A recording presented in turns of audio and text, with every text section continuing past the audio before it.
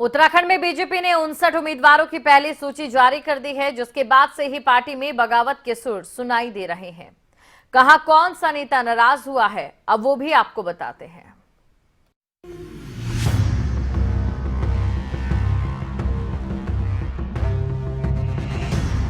उत्तराखंड में विधानसभा चुनाव है। ऐसे में बीजेपी ने प्रदेश की 70 में से 59 सीटों पर प्रत्याशियों का ऐलान कर दिया है, लेकिन टिकटों के बंटवारे के बाद से ही भाजपा में बगावत के सुर सुनाई दे रहे हैं, जिसने शीर्ष नेतृत्व को मुश्किलों में डाल दिया है। अब थराली से विधायक रही मुन्नी देवी शाह का टिकट कटने से नाराज मुन्नी देवी शाह ने नाराजगी दिखा दी है।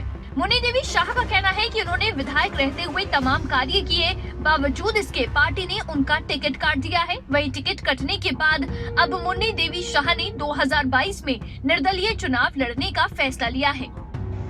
मैंने इस विधानसभा के लिए ऐसे ऐतिहासिक काम किए कि जिस सीट पे 15 सालों से पुरुष विराजमान थे, उन्होंने एक पत्थर इधर का उधर नहीं किया।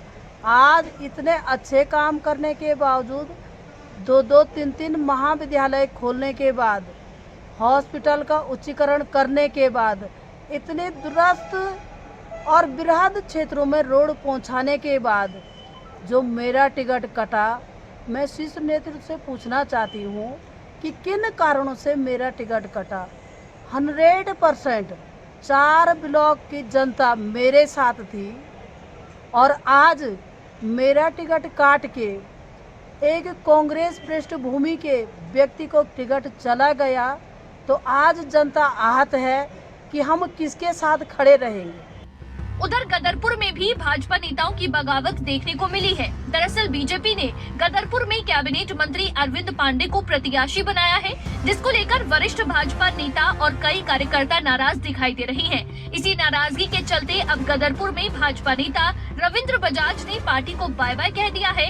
रविंद्र बजाज की माने तो सर्वे में अरविंद पांडे चुनाव हार रहे थे, लेकिन बावजूद इसके भाजपा ने उन्हीं को प्रत्याशी बना दिया है, जो पुराने कार्यकर्ताओं पर कुठाराघात है। अपना 32 वर्ष का राजनीतिक जीवन आज मैं छोड़ रहा हूं भारतीय जनता पार्टी का, क्योंकि मेरी शुरुआत भारतीय जनता पार्टी से हुई थी और आज मैं भारतीय जनता पार्टी को छोड़ रहा हूं। तो कोई कारण रहा होगा, मैंने बहुत सोच समझ के, मुझे पता है कि ऊपर से लोग आ सकते हैं, उन सब परिस्थितियों को समझते हुए ही मैंने इतना बड़ा निर्णय लिया है। मंशा सामने नहीं आई है, क्योंकि मैंने आपको बताया कि अगली रणनीति जो भी होगी, चुनाव लड़ना है या नहीं लड़ना है, ये हम कार्यकर्ताओं के साथ बैठ करके जब बड़ी मीटिंग होगी तो तय करेंगे, जैसा सब लोग कहेंगे। क्योंकि मैंने आपको बताया कि मेरी ताकत मेरे कार्यकर्ता हैं, मेरी ताकत मेरे कार्यकर्ता मुझे जैसा आदेश निर्देश करेंगे, मैं उनके निर्देशों के हिसाब से चलूंगा। अगर कार्यकर्ताओं का मन होगा कि मुझे चुनाव लड़ना चाहिए, तो मैं निश्चित रूप से कार्यकर्ताओं की भावनाओं का आदर करूंगा।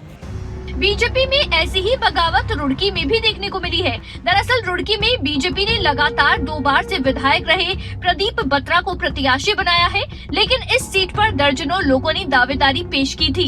अब टिकट कट जाने के बाद एक दावेदार नितिन शर्मा की आंखों से आंसू छलकाए और उन्होंने भाजपा पार्टी से बागी होने का फैसला कर लिया है।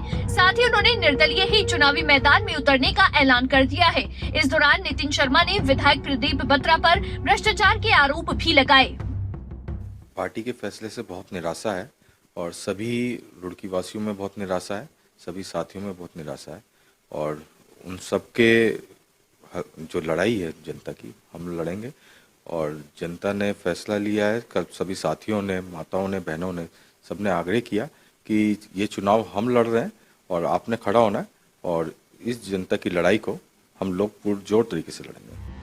बीजेपी उत्तराखंड में जीत का दम भर रही है, लेकिन 59 प्रत्याशियों की पहली ही सूची जारी होने के बाद पार्टी में बगावत के सुर मुखर हो गए हैं। ऐसे में चुनावी माहौल में पार्टी इस बगावत को रोकने के लिए क्या कदम उठाती है, ये देखना होगा। लेकिन अभी तो 11 प्रत्याशियों की दूसरी सूची जारी होनी बाकी है।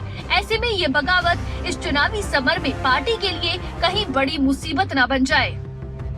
कर्णप्रयाग से जितेंद्र पवार, गदरपुर से अमित तनेजा, रुड़की से विकास, खबरें अभी तक।